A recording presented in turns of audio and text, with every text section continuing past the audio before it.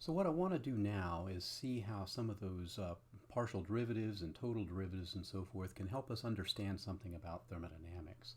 So our subject is going to be incremental heat and how we can express that in different ways in terms of thermodynamic functions to gain a little bit of insight about some different forms of heat capacity that we've run across.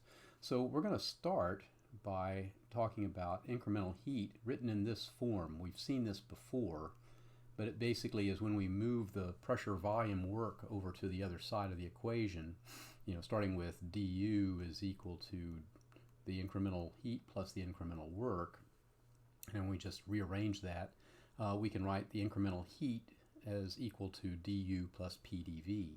Now I also want to do something a little bit different, and that is now to consider u as a function of temperature and volume. This is actually a reasonably sensible pairing because we've seen that, for example, when volume is held constant, that means that the internal energy is equivalent to the incremental heat. So if I express the internal energy this way, it means I could write a total differential for it that looks something like this. Now I'm going to follow the same form that we did when we talked about partial differentiation. So I'm going to take a partial derivative of the internal energy with respect to temperature, holding volume constant, and that's going to be multiplying by dt. And then I'm going to do the same thing but with volume, holding temperature constant, multiplied by dV. So this now represents, if you will, my total differential for the function of internal energy. Now I could have also written my internal energy as, say, for example, the function of temperature and pressure, but we'll see that actually makes better sense for enthalpy for various reasons.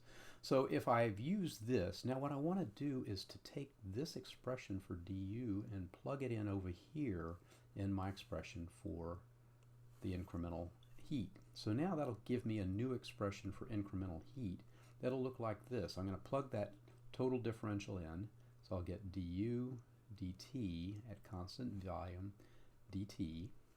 And now I've got two terms. I've got this term that's pdv, and I've got this term over here that is this partial derivative times dv.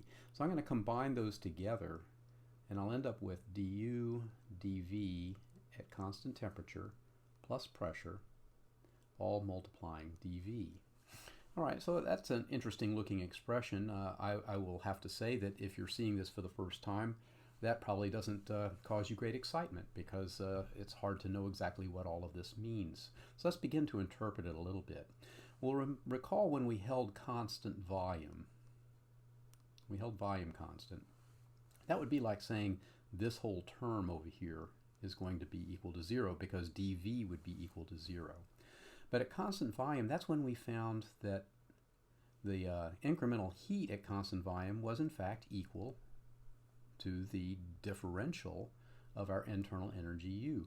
That was also when we found that these things could be expressed as a heat capacity at constant volume times a change in temperature. So since all of these things are still valid for this system, even though we've rewritten du in a different way, we can now associate the thing that is multiplying dt over here with the heat capacity at constant volume. But notice it's written a little bit differently now. Before, we wrote that heat capacity at constant volume was equal to our incremental heat divided by an incremental temperature. Or we could also write that as du dt. And I might have even indicated constant volume this way. But that, strictly speaking, this is not a good way to express this because our internal energy is going to be a function of more things than just temperature. So now that we know about partial derivatives, I think it's pretty easy to make the leap to say that this is in fact a partial derivative of u with respect to t at constant volume. And so that's exactly what we've identified up here with this term. So now I can write my incremental heat as being equal to the heat capacity at constant volume times dt plus this other stuff. Now I want to make a side comment about this other stuff, and that is that it might be tempting to start with an expression like we started with over here and associate du dv with minus the pressure. So in other words, it's tempting, I want to write this tempting, to say that du dv at constant t is equal to minus pressure. But in fact, we don't know that that's the case, because when we've written this original equation up here expressing du as the incremental heat plus the incremental work, to get to that point, we weren't necessarily holding temperature constant, we weren't holding volume constant. So we can't assume, so not a good assumption in this particular case, because we're allowing more variables to be varying, to be different. So we can't just eliminate this term. Now, I will say that when it's an ideal gas, that yes, this term over here would go to 0, and we'll see that in just a moment. But for now, I'm going to associate this actually with something called pi of t, which is defined as an internal pressure. Now, it may sound like an odd thing to say, but when you don't have an ideal gas, that means that there are forces between the molecules in the gas. And those forces can be attractive or repulsive. Mostly they're attractive. And so they affect the pressure in ways that are different from the mechanical pressure, which is the one that we've included here. So this has been termed internal pressure. We'll have more to say about this a little bit later in the course, but I just want you to be aware that this is not equal to 0 if it's a non-ideal gas. It will be equal to 0 for an ideal gas, because in an ideal gas we're assuming that the particles do not interact with one another. So we're learning a little bit just by studying the different pieces of this expression for the incremental heat. And some of this is stuff that is actually going beyond this current module, but into future modules. But it's always good to be exposed to this a few times in order to get a hold of it.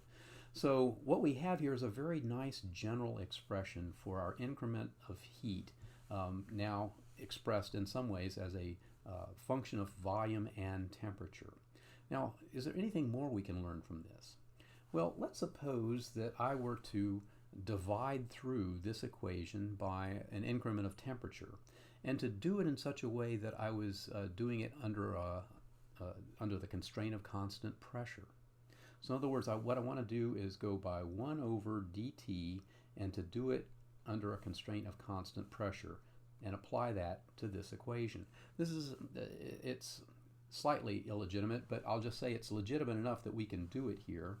And what that will leave us with is a quantity that looks like this: our increment of heat divided by an increment of temperature, and I'll say it's done at constant pressure. But now when we apply it over here, I'll have CV. I'm taking an increment of temperature with respect to temperature, so that's going to be a dt over dt at constant pressure. And then I'm going to have this stuff, and all of this stuff that's in the square brackets here, this is just a number. Okay, so it's not an increment of anything, so I got to leave that as it is. So I'm just going to rewrite it down here. That's the same thing, but this increment of volume is something that is an increment, and if I take that increment of volume at constant, with respect to temperature at constant pressure, I'll write it like that. Now, I hope we'll recognize that this, in fact, is something that should be familiar, and this is something that we're seeing for the first time, but it really is a partial derivative. If volume is part of the equation of state, it's a function of both pressure and temperature. So what we're really doing here is we're taking a partial derivative of the volume with respect to temperature at constant pressure. So we've come at it a little bit backwards. We've come in through the back door to get to that partial derivative, but that's exactly what it is. Now, what about this thing over here? How can we interpret that? Well, remember when we were under conditions of constant pressure, we found that the increment of heat at constant pressure was really the same as the differential of the enthalpy, that new state function that we introduced in the last lesson. So in fact, this thing here is really representing a new kind of heat capacity, and it's a heat capacity at constant pressure. So it's going to be equal to this heat capacity at constant pressure, dt.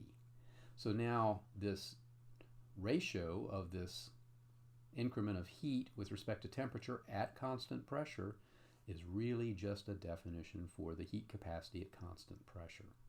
So now I've messed this up a lot. Let me write it again, but I'm going to write it in a new color to really highlight what we're doing here. So I've got the heat capacity at constant pressure, that comes from here, is equal to the heat capacity at constant volume. Now what about this thing? Well, dt, that's just 1. Okay, we can treat it algebraically. So I'm just going to have a factor of 1 multiplying the constant volume heat capacity here.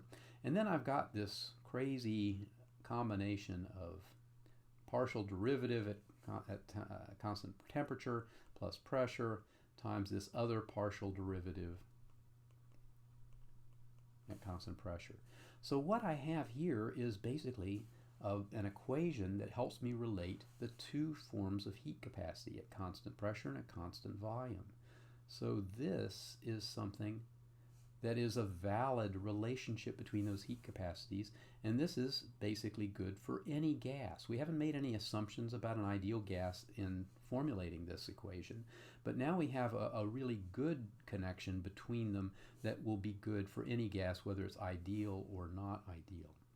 Now, ideally, if we're want to have confidence in this equation, we should be able to show that when we make this an ideal gas, we get the same result that we got before. So if I have an ideal gas here, I've already mentioned that this term will go to 0 if I have an ideal gas. But what about this other stuff here? Well, I can evaluate this partial derivative for an ideal gas by writing volume as a function of temperature in the ideal gas equation of state, which means it's just going to be, and actually I probably should be making this a molar volume. I can write this as RT over P, and when I take the derivative of this function with respect to temperature at constant pressure, I'm going to just get the ratio of R over P. So now when I bring this down, I'll have Cp is equal to Cv plus, and I'll have 0 for that first term because we don't have interactions between the particles. I'll have pressure, and then for this derivative I'm going to write R over P. So I'll have R over P. And that will end up giving me Cv plus R, and I hope you'll recognize that this was in fact exactly the same result that we got earlier, where we found that for an ideal gas, the heat capacity at constant pressure and the heat capacity at constant volume was related in this way. So indeed, this more general expression that we've derived by using total differentials and exact differentials is a good way to learn a little bit more about these thermodynamic systems.